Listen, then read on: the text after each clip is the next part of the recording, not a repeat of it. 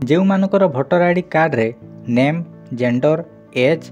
जो माने मैरेज करिसंती बापा जगह हजबैंड किंबा वाइफ रिलेशन किंबा अन्य रिलेशन टाइप एवं रिलेशन नेम ठिकाना मोबाइल नंबर एवं फोटो संशोधन बा करेक्शन करने को चाहूँगी प्ले स्टोर को जातु सर्च करूँ भोटर हेल्पलाइन इंस्टॉल करी ओपन करूँ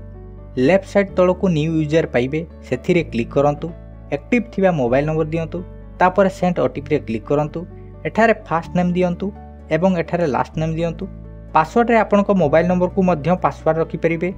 मोबाइल आसीथिबा ओटीपी को फिल करूँ एवं सबमिट रे क्लिक करूँ रजिस्ट्रेशन कला परे एही पेज रे मोबाइल नंबर देबे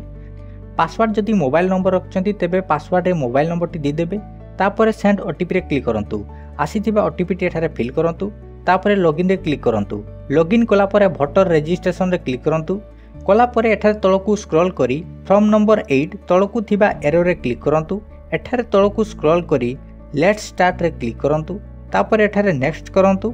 एठारे आपनकर पुराना भोटर आईडी कार्ड नंबर टी फिल करूँ तापर सिलेक्ट स्टेट रे ओडिशा सिलेक्ट करूँ सिलेक्ट कला परे फेज डिटेल्स रे क्लिक करूँ क्लिक कला परे तळे प्रोसीड रे क्लिक करूँ एही पेज रे आपनकर सब किछि डिटेल्स शो करिवो एठारे निर्भुल भाव रे सब किछि डिटेल्स चेक करूँ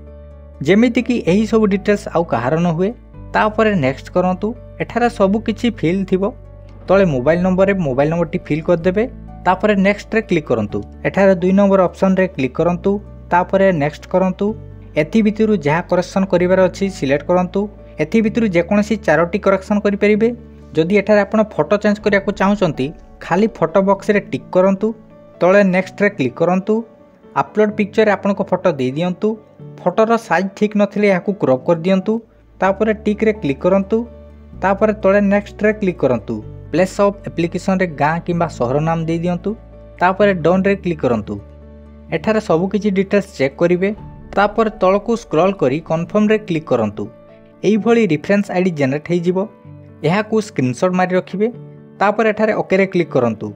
खूब शीघ्र आपनकर नुआ voter ID card T postal माध्यम रे पाई जिबे जदि एप्लाई रे जेकोसी डाउट रहिथिबो तळे कमेंट करंतु।